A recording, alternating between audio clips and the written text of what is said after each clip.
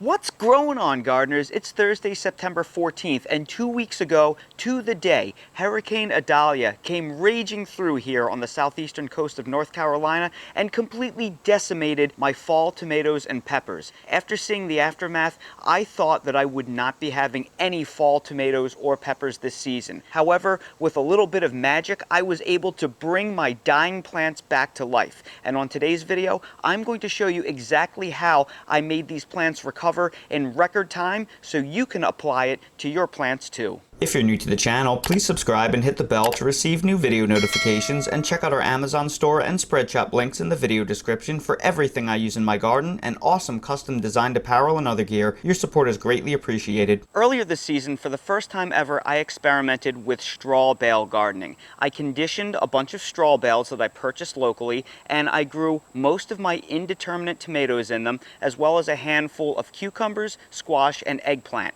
And the results blew me away. I had the best production that I ever had here on the southeastern coast of North Carolina. And because I had such great production, I decided I wanted to do the exact same thing with my fall tomato garden. So back in the summer, I purchased new straw bales and I conditioned them with the intent on planting all of my determinate style fall tomatoes in there in hopes of getting a great harvest. Here in North Carolina, our fall growing season is a lot shorter than our spring growing season. It tends to get cool pretty quickly come late October, early November. So I only planted 12 fall tomatoes because we just don't have a really long time to harvest our fruits. Still, 12 determinate tomatoes is plenty to give us a pretty good harvest. Well, I had a little bit of a problem. 2 of my seedlings damped off and they wound up dying once they were transplanted. So, unfortunately, I wound up with only 10 determinate tomato plants. But hey, that is still plenty of tomatoes as long as everything else goes well. And I had a bunch of pepper seedlings, so I transplanted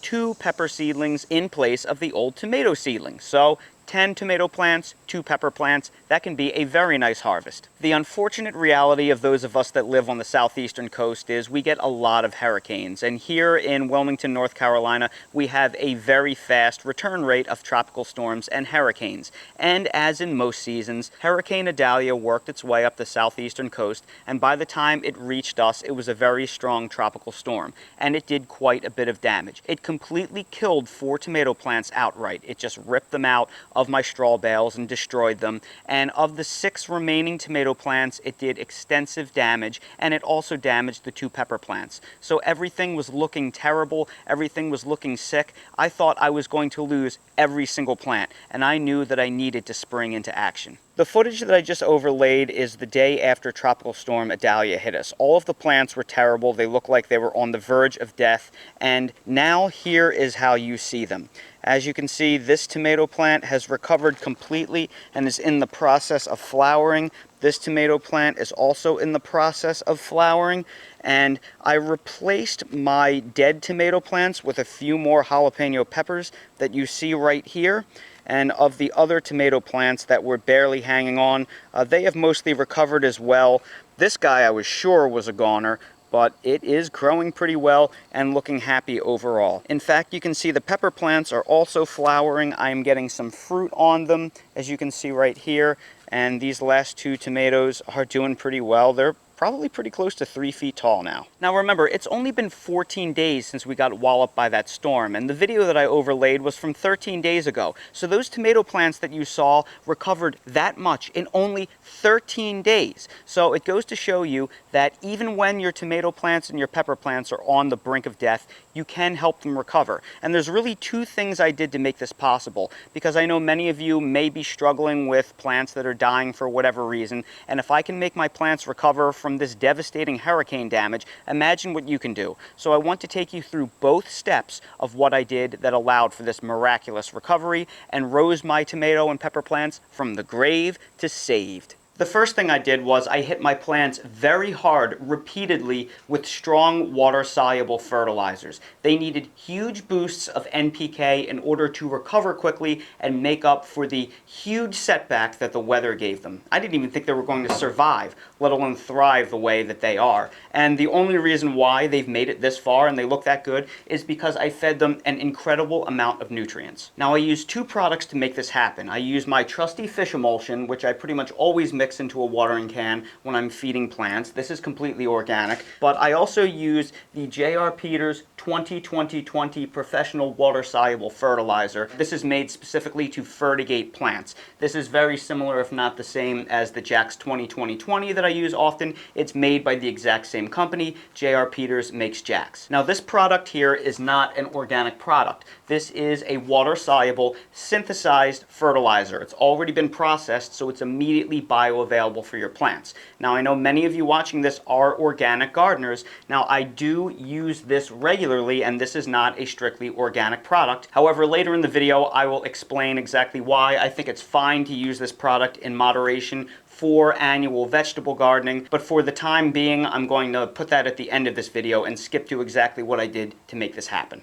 Now remember, we are in mid-September right now, so I'm only about 6 to 7 weeks away from my first frost. That is why you have to hit these plants really hard with these water-soluble fertilizers that they can immediately uptake and recover. If you use purely organic methods, they will grow more slowly. That may be appropriate for spring gardening when you have lots of time ahead of you, but if these plants don't flower and develop fruit now, they are not going to make it, and this storm set me back big time. So that's why I have to use this fertilizer product. We're on a time crunch. Now, that being said, the way I use these fertilizer products is I mix them into a 1.5 gallon watering can at a rate of 2 to 3 tablespoons of fish emulsion per gallon and 1 tablespoon per gallon of the water-soluble 20-20-20. So that would be 1.5 tablespoons of the 20-20-20 and 3 to 4 tablespoons of the fish emulsion in the 1.5 gallon watering can.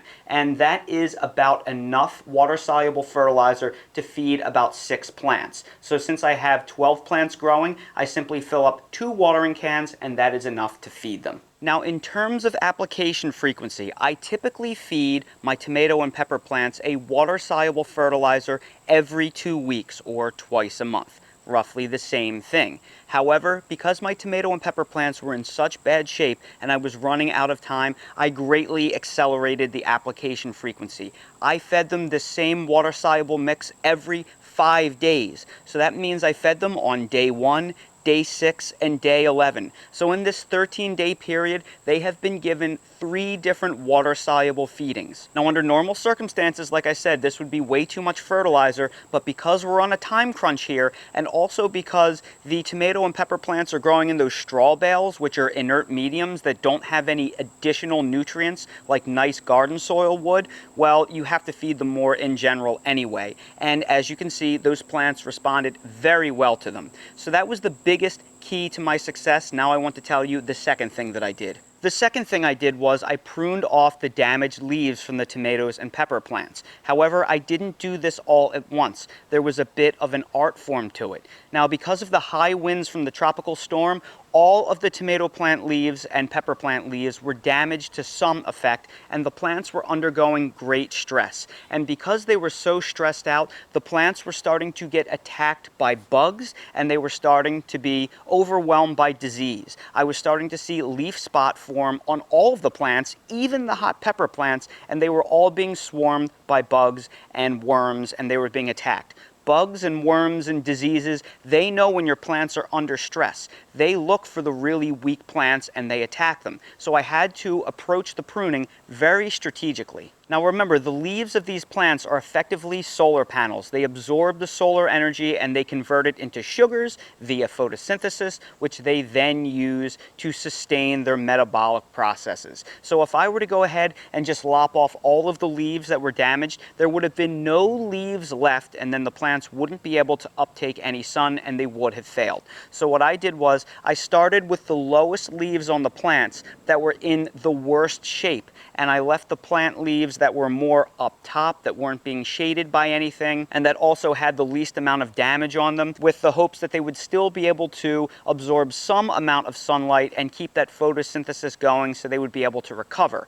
Then I knew I had to come in a week later, once fresh, new, healthy leaves replaced them, and prune off the old leaves that were still damaged and starting to be overcome by pests and diseases. And now I'm at the point where almost all of the old leaves have been removed. Let me take you in for a closer look. Now this is an example of a tomato plant where I still have some of the original leaves from before the hurricane on there. And as you can see, these leaves right here are starting to get some leaf spot on them. That's because they got really badly damaged by the storm. You'll see there's also some holes in the leaves. That was either caused by the winds tearing them up, or the weakened plants were then attacked by pests. You'll see this is also an old leaf right here. You can see all of the pest holes that are in that leaf right there, and that's because this was from a time where the plant was extremely stressed out and the pests knew it and they attacked like the pests they are. But then we're going to work our way up this exact same tomato plant, and I'm going to show you the new leaves that were produced after the storm, after I gave them such heavy feedings. These leaves right here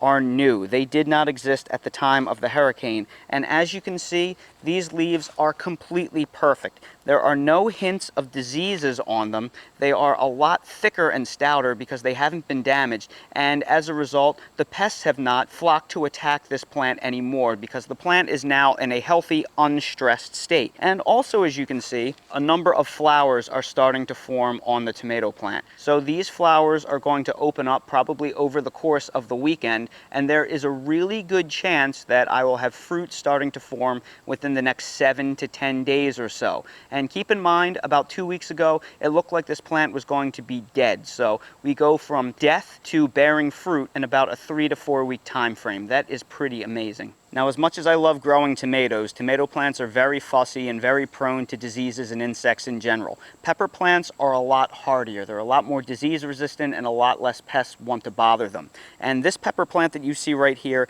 I thought it was a goner only 2 weeks ago. And all of these leaves that you see, they are completely brand new leaves. These weren't on the plant at all. All the old leaves are torn up and gone. And in this very short period, it is already loading up with flowers and it is bearing fruit. That means we took this pepper plant effectively from the grave to a fruiting pepper plant that we will more likely be harvesting in only about 3 weeks from now. That is just incredible. So now that I showed you the two things that save my tomato and pepper plants, I want to take you in for a closer look so you can see the real results for yourself. These two tomato plants right here were victims of the storm. They look like they weren't going to make it, but now they are bordering on 30 inches tall, and they are flowering up and down both of the tomato plants. So this variety is the Legend variety, which is an earlier season tomato. It's a determinate that was bred, I believe, by Oregon State University in order to tolerate the cool conditions of the Pacific Northwest. So that has a really good chance of fruiting for me. Then you have an original jalapeno pepper plant that endured the storm. That's why all the leaves on that are so small. This plant had to be cut back due to all the damage. Then these two pepper plants were in pots that were sheltered on my sunroom. That's why they still have the old leaves at the bottom. You can see them compared to the one on the left that survived the storm. The one on the left had to be cut back, whereas these two didn't. They were sheltered. This tomato plant, I can't believe, is still among the living. It got completely battered. At this point, I don't think it's going to recover enough that it'll actually flower and ripen fruit for me, but it's really nice to know that it's at least possible to save a tomato plant that was in as bad a shape as this one was. This tomato plant right here, you can see how badly the storm battered it. It's missing all of the branches that are supposed to be in the center of the plant, but it's still recovering, and it looks like it is coming pretty close to flowering. Then we have 3 more pepper plants. You can see the pepper plant in the middle had to endure the storm. That's why it's missing so many leaves relative to the others. And then the last 2 tomato plants, these are Celebrity Pluses, which are very vigorous, determinate tomatoes. And it's nice to see that they have recovered so well. And it looks like the one over here, at the very least, is starting to flower on me. That is great. I'm hoping that flowers on this plant are only a few days away.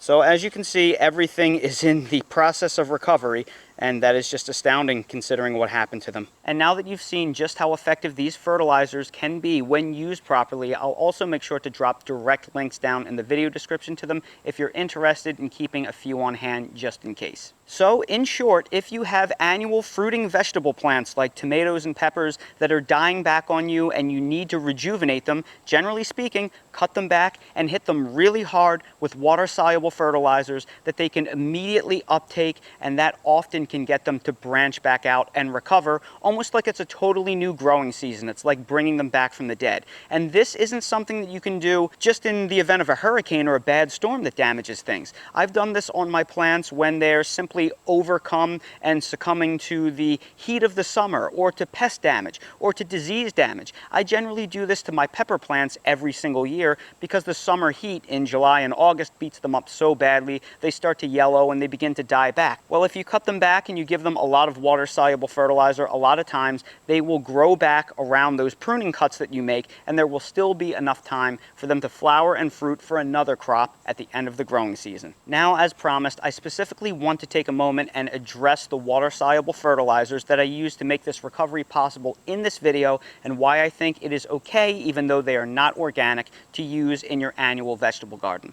And that has to do everything with sustainability. When it comes to things like starting a permaculture food forest, there are obviously countless examples of sustainable forestry in nature. You can build your own sustainable food forest that, if you design it correctly, once it is established, you can leave that area for 10 years, 20 years, come back 30 years later, and that food forest, as long as you planted the right varieties that can tolerate the climate and thrive in the soil, will still be growing and proliferating. There are no examples of annual vegetable gardens in nature. Gardening, the way we do it with these annuals, is not a natural process. And if you leave your garden alone for 2 to 3 weeks and come back, half the garden may be dead. It will at least be overwhelmed with pests and diseases. So when you're doing things like permaculture food forestry and you really take care of that soil really can do all the work for you. But when it comes to things like growing a vegetable garden, they have to be constantly maintained because it is not a sustainable system.